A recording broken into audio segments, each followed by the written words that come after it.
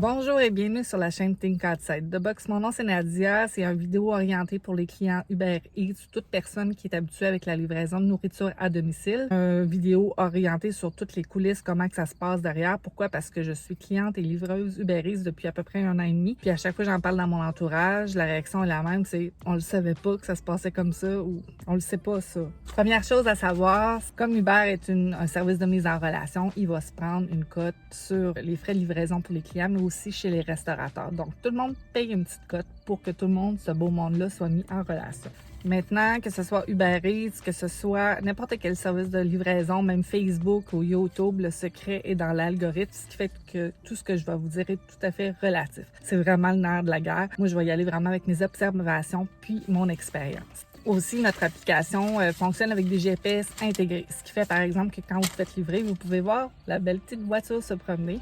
Même chose pour les restaurants. Donc, l'application peut tout mettre en relation ces personnes-là grâce au GPS. Le statut des chauffeurs Uber Eats, que ce soit n'importe quelle application, on est des travailleurs autonomes. Donc, on est payé à la pièce et non à l'heure. Mais nos deux sources de revenus principales, c'est ce que Uber décide bien de nous donner et vos pourboires. Autre chose, nous ne sommes pas payés pour le temps d'attente, ce qui fait, par exemple, si je me mets disponible aujourd'hui pour travailler puis que j'ai pas de livraison, je ne serai pas payée pour l'attente. Même chose, par exemple, si un restaurateur, la nourriture est pas prête, je ne suis pas payée. C'est pour ça, peut-être, que si vous êtes client d'un restaurant conventionnel, vous allez voir des chauffeurs Uber Eats super rapides entrer dans le restaurant. Pourquoi? C'est quelques sous qu'ils nous donnent, en fait, puis ça couvrait même pas le salaire minimum. Autre point important, le réseau est surtout concentré dans les grands centres urbains, ce qui fait, par exemple, que si vous habitez à Chambly ou quoi que ce soit, le réseau est mal desservi. On peut s'attendre que ça va continuer puis qu'ils vont élargir le réseau.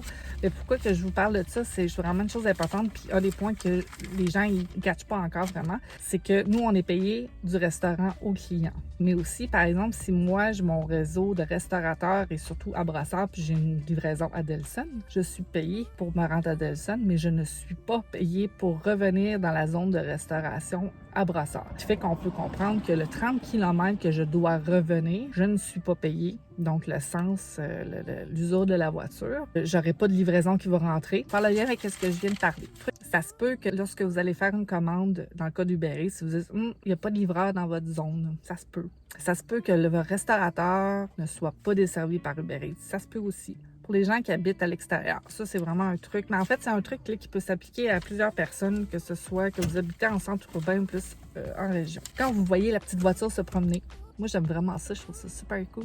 Quand vous regardez la voiture qui se promène, OK? Souvent, tout en heure de pointe, vous allez voir que le livreur a plusieurs arrêts. Soit il va chez d'autres clients ou va récupérer d'autres nourritures. Peut-être ça peut vous fâcher parce que vous dites hey, je suis la 3e personne, ça va être plus long. Mais il faut savoir qu'on n'a pas le choix d'accepter les commandes multiples parce qu'on est pénalisé. Je sais pas, je pense que c'est encore là très approximatif, c'est autour de 3 commandes. Si je les refuse les 3 parce qu'ils sont trop loin ou que ça me donne 2 $, par exemple 3 $ la livraison, je la refuse. Après 3, je suis pénalisée. Shutdown, l'application ne me donne plus de livraison. Maintenant, vous voyez la petite voiture se promener. Généralement, il y a des points pour dire où la personne arrête. Ça se peut que vous vous dites, ouais, mais c'est bien drôle le chemin qu'il prend. Mais ça peut être dû à plusieurs éléments du trafic. Ça peut être, on fonctionne avec un GPS de Uber, mais des fois, vous savez c'est quoi un GPS? Il dit à la dernière minute, tourne à gauche, tourne à droite. Mais par sécurité, on ne prendra pas la route que le GPS nous dit, fait que ça va nous faire un léger détour. Mais on peut comprendre pour la sécurité qu'on va faire ce choix-là. Par contre, ce qui arrive souvent, c'est que les chauffeurs travaillent pour 2-3 compagnies en même temps. Donc, font du Uber Eats, font du Skip Ditches et du Foodora en même temps. Pourquoi ils font ça généralement? C'est pour rentabiliser. Parce que quand on attend et qu'il n'y a pas de commande, il est temps mort, on n'est pas payé. Donc, on peut comprendre qu'un chauffeur va décider de faire 2-3 applications en même temps. Ce qui fait que ça se peut que vous voyez votre chauffeur qui bifurque, mais il n'y a pas de point. C'est probablement parce qu'il va faire une autre livraison avec une autre compagnie. Moi, je fais juste du Uber Eats. Je trouve ça désolant, mais en même temps, j'ai de l'empathie pour les livreurs qui veulent rentabiliser. La grande majorité des livreurs vont livrer avec leur voiture, mais il y en a qui livrent à vélo, à pied. Et dernièrement, j'ai entendu une personne me dire que la personne était en autobus. Ça, c'est vraiment weird. Les chauffeurs Uber Eats, on n'a pas de contrôle sur la qualité de la nourriture. Important. Nous, notre responsabilité, c'est de vous livrer dans un temps raisonnable. C'est aussi d'avoir un sac isotherme pour que la nourriture soit stable et soit à bonne chaleur. Moi, moi, personnellement, parce que je me fais livrer régulièrement de la nourriture, s'il n'y a pas de sac isotherme, c'est pas de type 0, c'est comme ça ne passe pas. Mais ça, c'est personnel à moi. Mais si votre nourriture, il manque des éléments, par exemple, quoi que ce soit, c'est vraiment le restaurateur. Donc, ça arrive, par exemple, que des fois, les clients me disent « Ouais, mais il manque des choses. » J'ai pas de pouvoir. Honnêtement, zéro pouvoir. Il faut communiquer avec l'application Uber Eats. Puis là, je sais pas ce qui se passe. Moi, ça m'est jamais arrivé, mais il y a des mesures qui doivent s'appliquer. Autre chose, la question qu'on me pose naturellement le plus souvent, c'est est-ce que c'est payant? Il y a vraiment une curiosité par rapport au type d'emploi-là.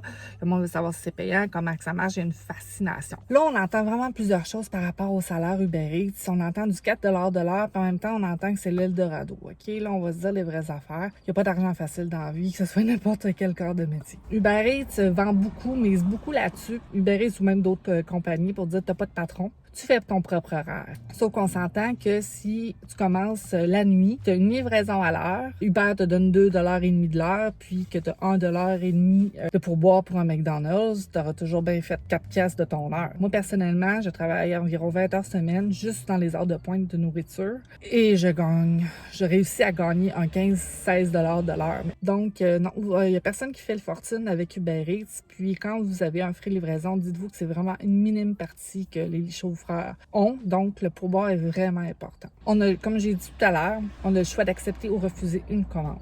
On a des pénalités, mais on a le choix quand même. Trucs et astuces. Donc, pensez au timing que vous faites vos livraisons. Ça peut aider.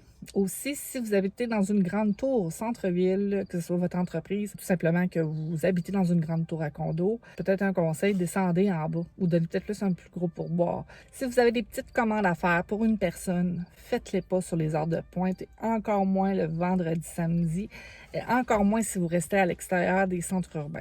Parce que, par exemple, il est 6 heures un vendredi et je vois un shish taouk à livrer à Delson, des fortes chances que je refuse la livraison. Pourquoi? Parce que, comme j'expliquais tout à l'heure, je ne serais pas payée pour le retour parce qu'il n'y a pas assez de volume à Delson pour que j'accepte une livraison. Donc, si vous avez des petites commandes, je vous conseille d'y aller avant 5 heures et après peut-être 7 heures pour les vendredis, samedis, par exemple. Vous avez plus de chances que votre livraison soit acceptée, donc qu'elle soit quelque part plus chaude. Que moi, j'ai déjà vu ça, des petites livraisons de déjeuner, par exemple, que je le sais que ça fait longtemps qu'il est sur le comptoir. Pourquoi? Parce qu'elle a été refusée plein de fois par les livreurs.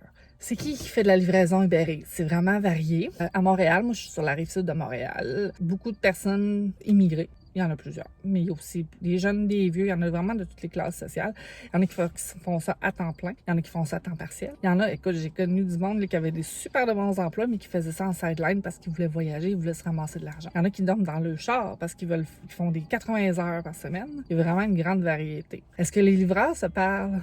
On se connaît pas. Tout marche par l'application. On se croise dans les restaurants, mais on se parle pas. Oui, il y a un groupe Facebook là, où on se pose des petites questions, mais on se parle pas. On n'est pas réunis ou quoi que ce soit. On marche vraiment chacun de notre bord. By the way, si vous avez des questions, là, j'ai fait vraiment un tour en tant que cliente. Toutes les questions que j'avais au départ, toutes les questions que je me faisais poser. J'espère que ça vous a éclairé sur comment ça se passe derrière une livraison Uber Eats. C'est plaisir de manger. Voilà, au plaisir.